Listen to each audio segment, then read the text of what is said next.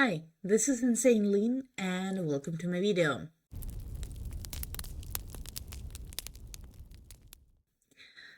Today I will be talking about Jesse Corin's Change Your Life challenge.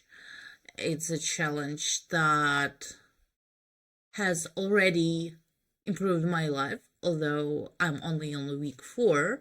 So I wanted to come here, check in, tell you the goals, and explain some more things about what's happening and what I did and what I didn't at that time frame. So, rules of this challenge are quite simple. You just have 3 months or 12 weeks, depending on the timeline you prefer, because different people see time in different ways, so it's your choice. You set your goals yourself, and there is a chat, a community, things like that. I will leave a link in the description to Jesse's Corin playlist. She also makes great weekly videos, so you can see how it works for her, and that's what motivated me. So I hope it helps you too. The idea of 12 weeks as a timeline for goal setting has appealed to me for some time already. I've read 12 Weeks Here book, and I will leave the name of the book and the authors like somewhere here or in the description, because I don't remember the authors right now and I'm really sorry about it. But basically it's the idea that if we plan for a year, it's hard to keep yourself accountable because you feel that you have a lot of time left, and instead of doing things urgently, you just slack off for a long time and then do it in a rush, and you don't give yourself enough time to actually finish these goals. And that idea speaks to me because, first of all, yes, it's really hard to feel the urgency of the goal if you have it for a long time. But secondly, my life has been too unpredictable for the last, I'd say, 3 years, a little bit more, because of the war, the immigration, the changes in my economic status, and changes in my health. So planning for a year feels really pointless. And I'm not even speaking about planning for 3 years or 5 years, because I don't know what would happen in a year. There is no point planning towards it. Obviously, I do have some important goals I want to hit in my life, but the ways to achieve it may differ, and there is a difference between a dream, a hope, and a real tangible plan, SMART goals and stuff like this. Unfortunately, since reading that book, I didn't do anything. I tried it for maybe a week or 2 weeks. I understood that goal setting and that approach doesn't really work for me, especially because that book is really about successful success, being highly productive, and it is soulless. So it was really hard for me to keep motivating myself to continue doing it. So I forgot about that idea for some time, and then I saw the challenge, and the first 3 months she ran that challenge, I just looked at her videos and thought about doing something like this. But for the second iteration, she introduced a community and a chat, and you can sign up and talk to other people for free. So it was a perfect time for me. That challenge requires you to set your goals yourself. You don't have to report your progress all the time, but you can if you feel you need that type of accountability.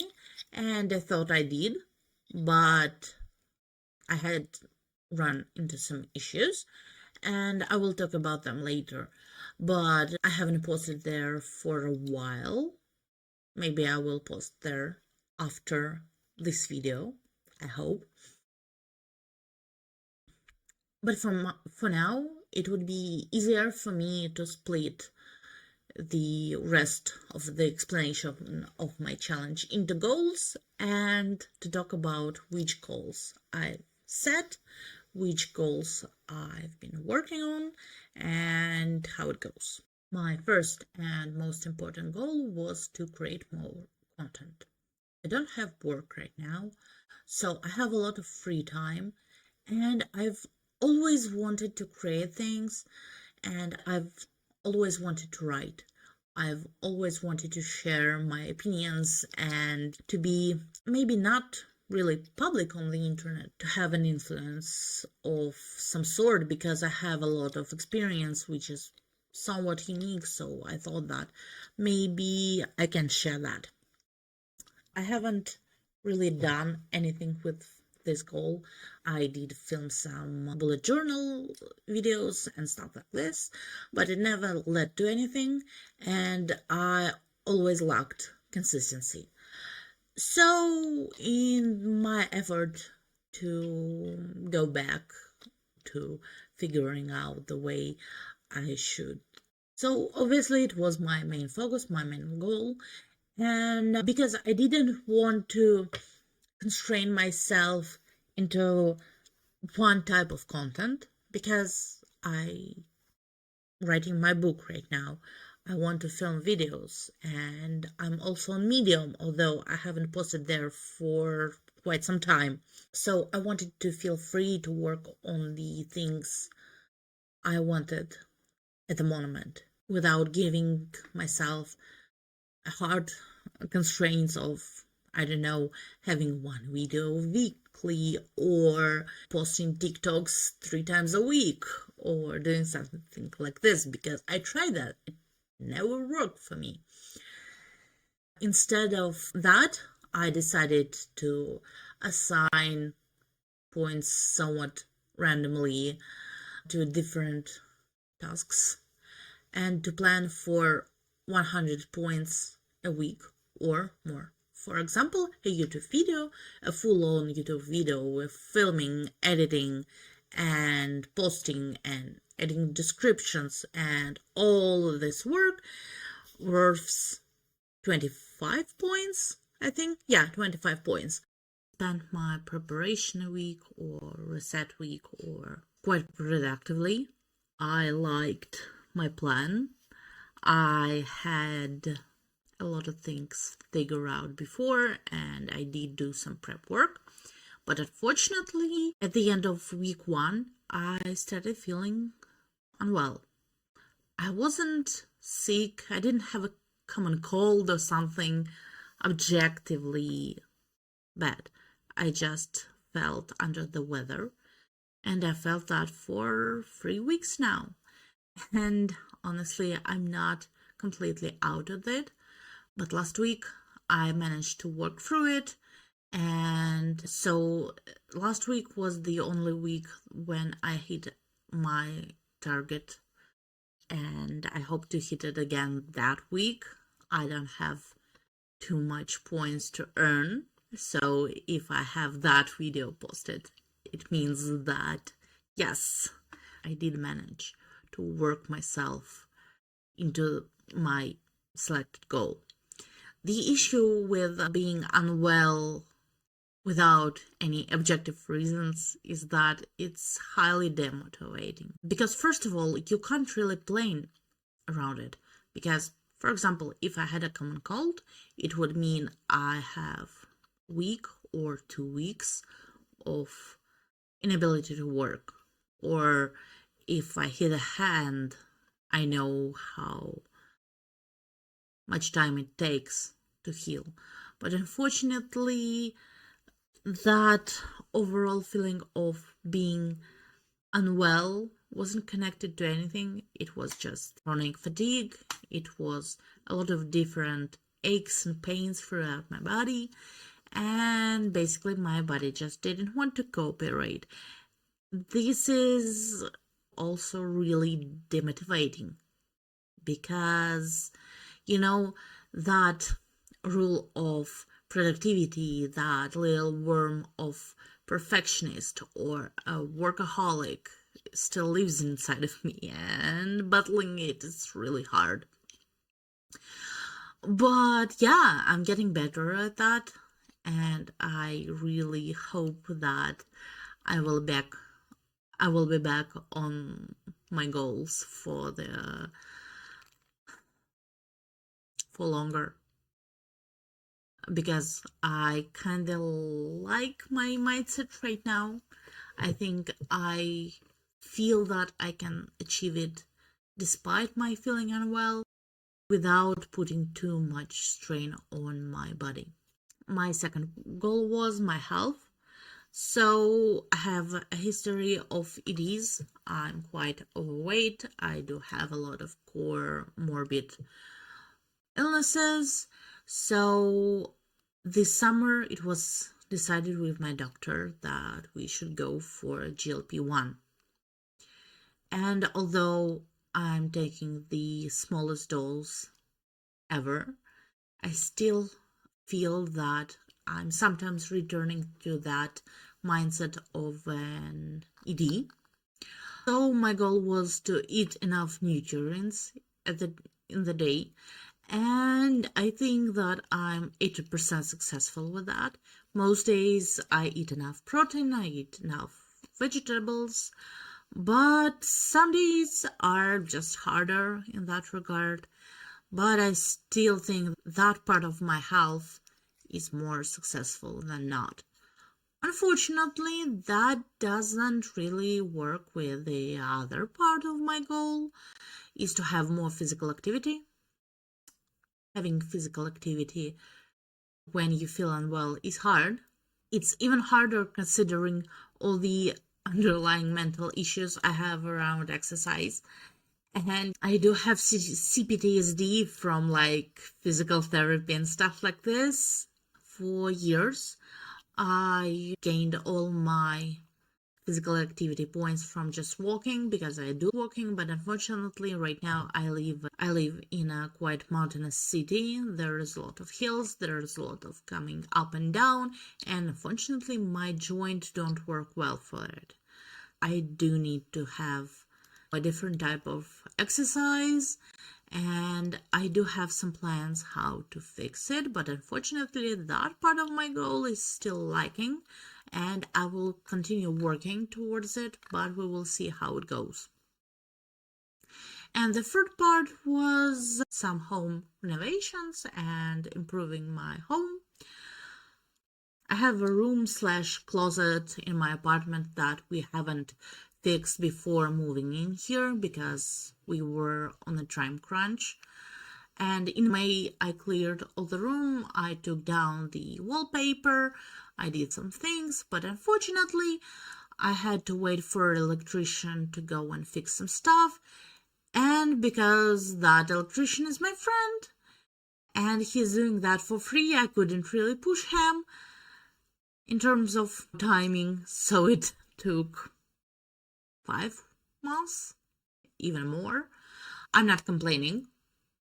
I would much rather it done by my friend who I trust for free than to pay a lot of money for the people I don't really trust. When you move to another country, you kinda miss that whole list of contacts you gain throughout your life. People who you trust in terms of a lot of services. And because most of my friends immigrated at the same time as I am, it's not like I just can ask my friends, because they also don't really have that list. So, yeah. The electricity, that room was done on the first week of that challenge. So it's a huge completion. It's a lot and it's really cool. But unfortunately, because of me being unwell and because of renovations are quite labor intensive, I didn't do with that room anything at all. I should put some plaster on, I should do some fixes, and I should paint the room, but unfortunately I wasn't been able to do that before. I hope I will get back to it sooner or later, but fortunately I did do some small projects in my room and throughout the apartment. I'm fixing my shelves behind me because it is not only messy, you can see that there is a lot of mess right now, but it is also not functional at all. So at least I fixed things from that line up, and I will go back to fix all the shelf at the lowest level step by step, because I get overwhelmed by decision fatigue too fast. So overall, although none of my goals are on track, I feel quite nice because, first of all, I've done much more than I did before I joined that challenge. And that's, quite honestly, would be enough to feel good, just to do more than I did before. But that's not the only reason why I'm glad, because the challenge showed how matured I became in the last year or so. Because before that, I had a mindset of quite a typical completionist who skips one day and then decides that there's no point in continuing the challenge.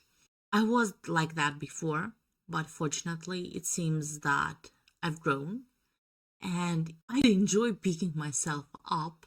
I tend to say that my first month of that challenge was successful. We will see how it goes in 8 more weeks. We'll only continue to get better because I'm learning things on the way. Next week, I will be posting my monthly bullet journaling video, and we will see you there, and hopefully I will come back to filming more things I wanted to. See you there. Subscribe if you like this. Give it a like. Maybe in the description there would be some more links about where you can also find me. See you. Bye.